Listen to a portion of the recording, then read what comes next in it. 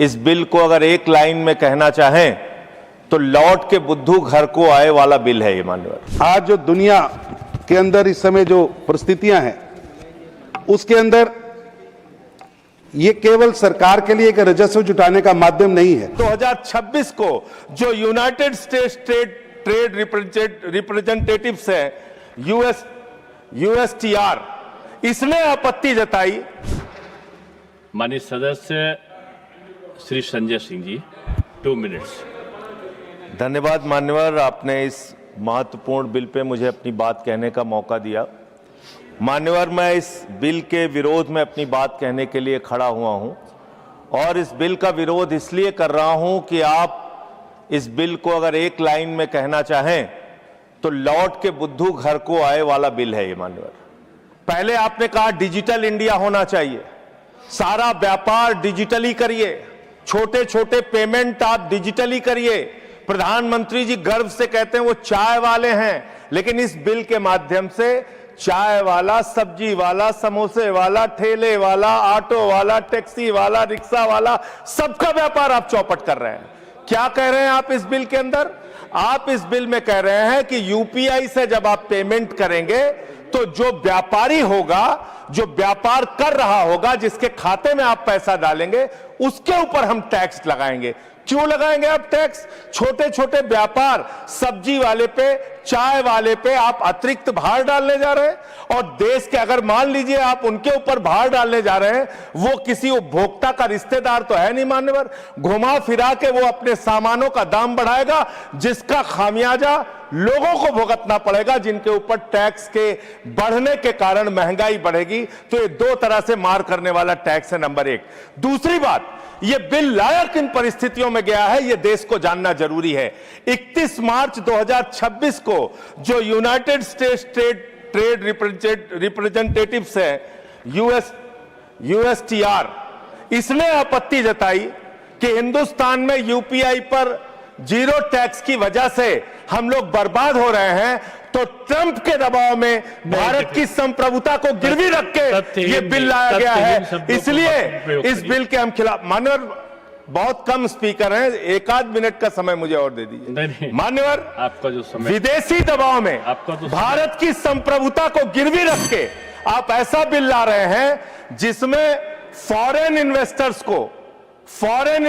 को तो आप टैक्स में 100% एग्जम्पशन दे रहे हैं, लेकिन जो हिंदुस्तान में छोटे छोटे व्यापार करने वाले लोग हैं उनके ऊपर आप टैक्स लगाने जा रहे हैं। खत्म कर रहा हूं सर, 30 सेकंड और दे दीजिए।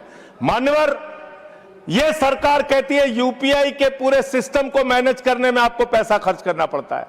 अरे भैया, 27,000 करोड़ रुपए तो आपने सिर्फ मिनिमम बैलेंस चार्जेस के नाम पे 2 साल में देश के करोड़ों उपभोक्ताओं से ले लिया। तो इसलिए मैं आपके माध्यम से कहना चाहता हूं सरकार से, यह बिल इस देश के आम आदमी के खिलाफ है, छोटे व्यापारियों के खिलाफ है। इस बिल के विरोध में अपनी बात कहते हुए अनुरोध करूंगा कि इसको वापस लिया जाए। आज जो दुनिया के अंदर इस समय जो परिस्थितियां हैं उसके अंदर ये केवल सरकार के लिए एक राजस्व जुटाने का माध्यम नहीं है। इसे अर्थव्यवस्था के महत्वपूर्ण क्षेत्रों को स्थिरता और आवश्यक समर्थन भी देना होगा। मुझे लगता है इस विधेयक की सबसे बड़ी विशेषता यह है कि आज की बदलती हुई परिस्थिति को समझते हुए targeted tax exemption, rationalise conditions का रास्ता अपनाया गया है। माननीय सभापति जी, ये वह सोच है जिसे हम पिछले कई वर्षों से माननीय प्रधानमंत्री श्री नरेंद्र मोदी जी के नेतृत्व में देश की आर्थिक नीतियों में लगातार देखते आ रहे हैं, और जिसका परिणाम है कि आज भारत 7.8% की विकास दर से आगे बढ़ रहा है और आज मेरा भारत दुनिया की सबसे तेजी से बढ़ने वाली अर्थव्यवस्था बना है। और हमें गर्व है कि प्रधानमंत्री नरेंद्र मोदी जी के नेतृत्व में आज भारत दुनिया की चौथी आर्थिक महाशक्ति के रूप में खड़ा हुआ है। इसके माध्यम से जहां प्रोग्रेसिव अप्रोच होगी, पॉलिसी में स्टेबिलिटी आएगी, ये एक भारत को आगे बढ़ाने वाला एक माइलस्टोन साबित होगा। ये बिल केवल एक टैक्स अमेंडमेंट्स नहीं है, बल्कि बदलती वैश्विक परिस्थिति के बीच भारत की इन्वेस्टमेंट, मैन्युफैक्चरिंग और इकोनॉमिक कंपटीशन को मजबूत करने का बहुत बड़ा प्रयास है। ग्लोबल ट्रेड अविरोध और सप्लाई चेन अनिश्चितता के बीच स्टेबल, मजबूत और इन्वेस्टमेंट फ्रेंडली टैक्स रेजिम देना, ये आज की देश की जरूरत है। सरकार का स्पष्ट उद्देश्य है कि ईज ऑफ डूइंग बिजनेस में और टैक्स में निश्चितता, रणनीतिक निवेश और बढ़े और देश आगे तरक्की करे। फाइनेंशियल एक्ट 2026 के बाद स्टेक होल्डर से मिले फीडबैक को शामिल करते हुए टैक्सेशन फ्रेमवर्क को और रैशनलाइज और सिंप्लीफाई किया गया है। अब इलेक्ट्रॉनिक मैन्युफैक्चरिंग भारत केवल इलेक्ट्रॉनिक्स का बड़ा मार्केट नहीं बल्कि ग्लोबल इलेक्ट्रॉनिक्स मैन्युफैक्चरिंग का भरोसेमंद पार्टनर बन रहा है। इलेक्ट्रॉनिक्स मैन्युफैक्चरिंग में ग्लोबल सप्लाई चेन तेजी से बदल रही है। ऐसे समय में भारत लॉन्ग टर्म टैक्स निश्चितता और रणनीतिक जरूरत दोनों ही देश के लिए आगे बढ़ाना है।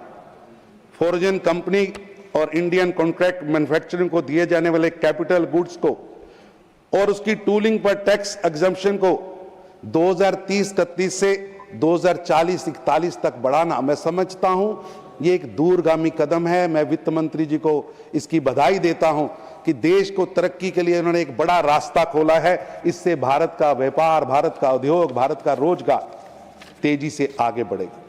इससे इन्वेस्टर्स को शॉर्ट टर्म इंसेंटिव ही नहीं बल्कि लॉन्ग टर्म पॉलिसी के माध्यम से देश की तरक्की का रास्ता खुलेगा। ये एक डेफिनेट, इसके अंदर मैन्युफैक्चरिंग इकोसिस्टम व्यापक होगा।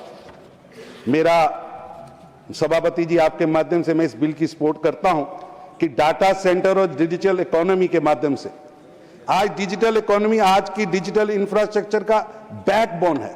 इसलिए डाटा सेंटर्स के लिए टैक्स फ्रेमवर्क को प्रैक्टिकल और आज का बिजनेस फ्रेंडली बनाना ये देश की जरूरत है, जिसकी चिंता यहां की गई है।